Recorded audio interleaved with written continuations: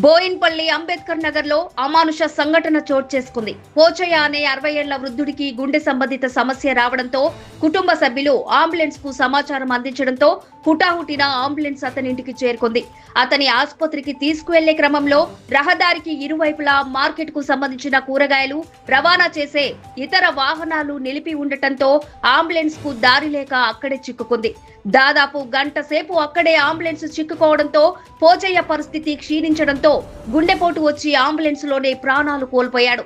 Ambulance బయటకు వెళ్లేందుకు దారి లేకపోవడంతో అంబులెన్స్ లో ఉన్న పోచయ్య చనిపోవడంతో కుటుంబ సభ్యులు స్థానికులు ఆగ్రహం వ్యక్తం చేస్తూ బోయిన్పల్లి ప్రధాన రహదారిపై బైఠాయించారు.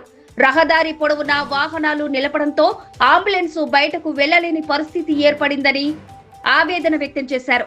రహదారిపై ధర్నా చేస్తున్న స్థానికులను పోలీసులు వచ్చి నచ్చచెప్పి పంపించి వేశారు. ఈ సంఘటనపై తిరుమలగిరి పోలీసులు కేసు నమోదు చేశారు.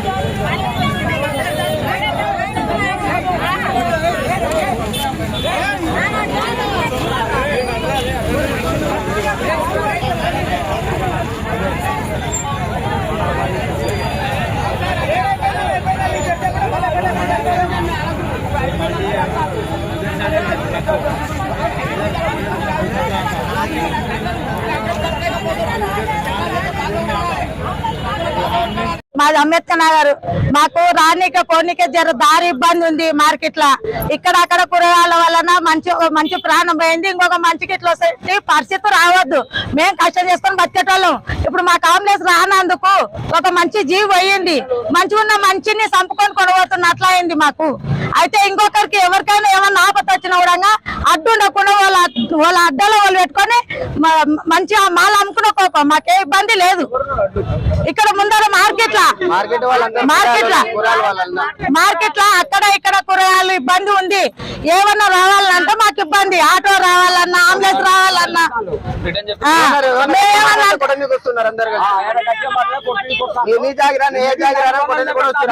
మాకేం ఇబ్బంది లేదు. వాళ్ళు మంచిగా దంత వేసుకున్న మాకే ఇబ్బంది లేదు. మాకేదన్నా రానికి దారి ఇస్తే సార్. నమస్కారం అండి.